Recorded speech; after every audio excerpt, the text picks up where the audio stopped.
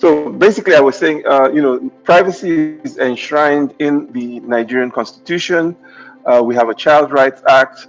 We have the Cybercrimes Act of 2015. We have the Communications Act of 2003. We even have a Freedom of Information Act. And even our National Healthcare Act touch on the issues of data privacy, data protection. But really, we do not yet have an independent, full-fledged Data Protection Act. And there are a number of reasons for this. Fundamentally, there was the politics of it. There were some incumbents who felt, the regulation gave them some authority, but also the drafts we've done in the past have challenges. One of them is that it assumes and calls for the establishment of a data protection agency. And as you know, given some of the socioeconomic challenges, I think the administration didn't have the appetite for a full agency. But moving forward, the Nigerian Data Protection Regulation, NDPR, basically seeks to safeguard the rights, the data rights of natural persons within who are within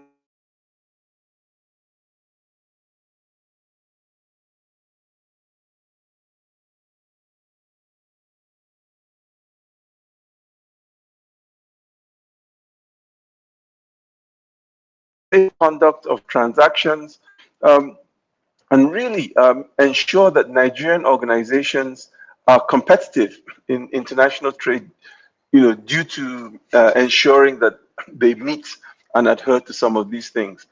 Like most other data protection acts or environments, the user, the data subject, people like you and I, have the right, for example, to know what's being done to their data, to know what's being processed, and also the right to be forgotten. But again, just to emphasize, we do not have our own act, and there is another draft or a modified draft in the National Assembly. So, oops, what did I do?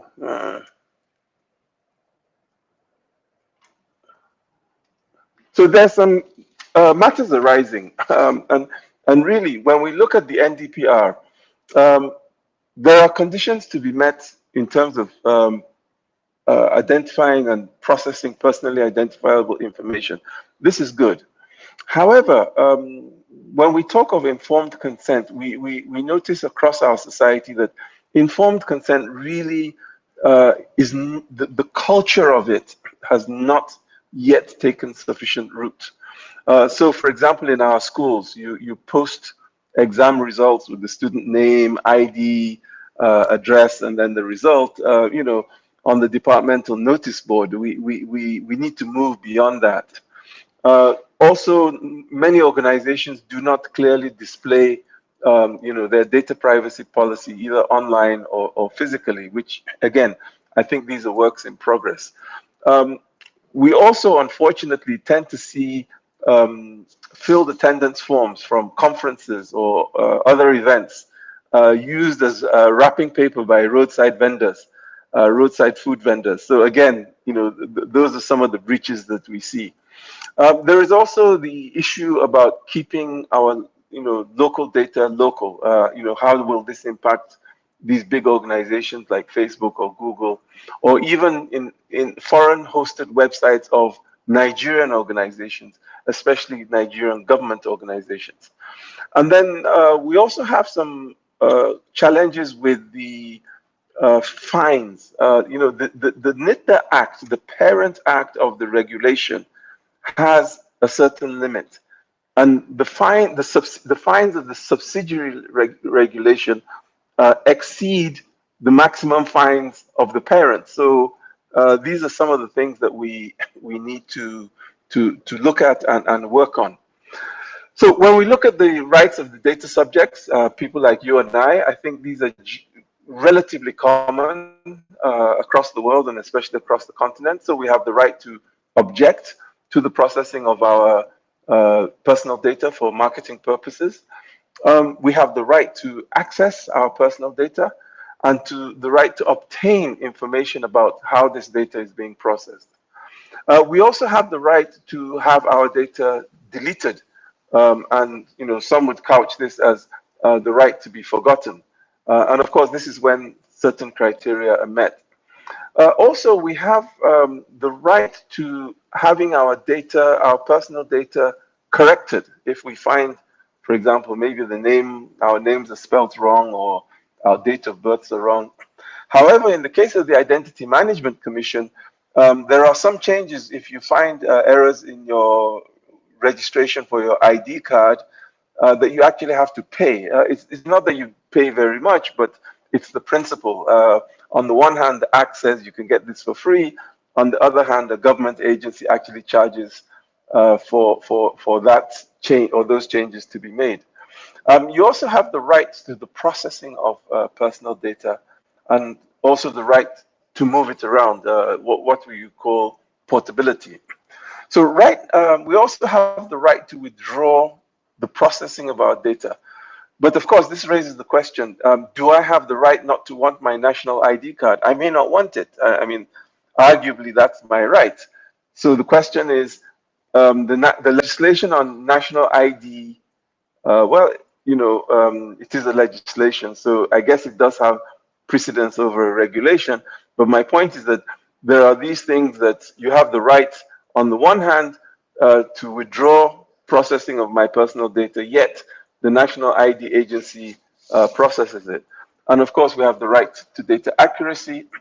And then we have the right to lodge a complaint with the IT Development Agency or other relevant regulatory body, as and when we feel we've been infringed upon.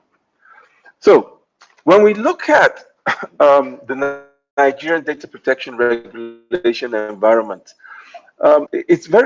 we've gone about the implementation slightly differently from, I think, many other countries.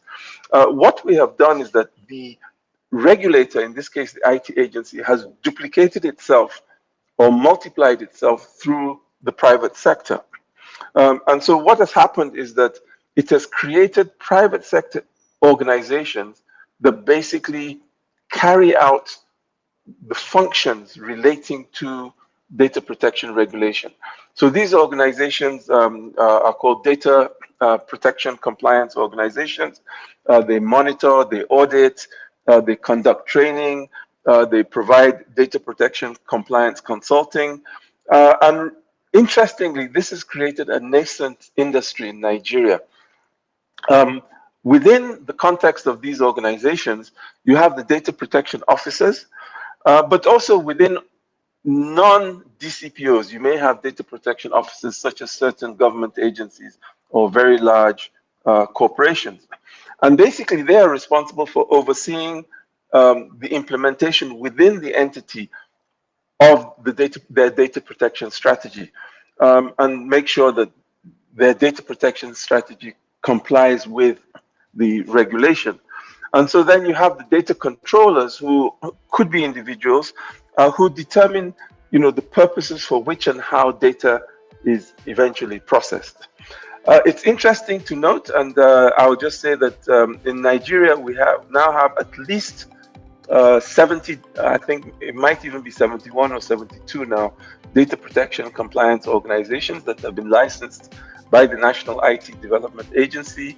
At least 2,700 jobs have been created. And, there's now a data security industry of between 2.5 and 5 billion naira. 2.5 billion is about $6 million, so $6 to $12 million data security industry that, in January 2019 simply didn't exist.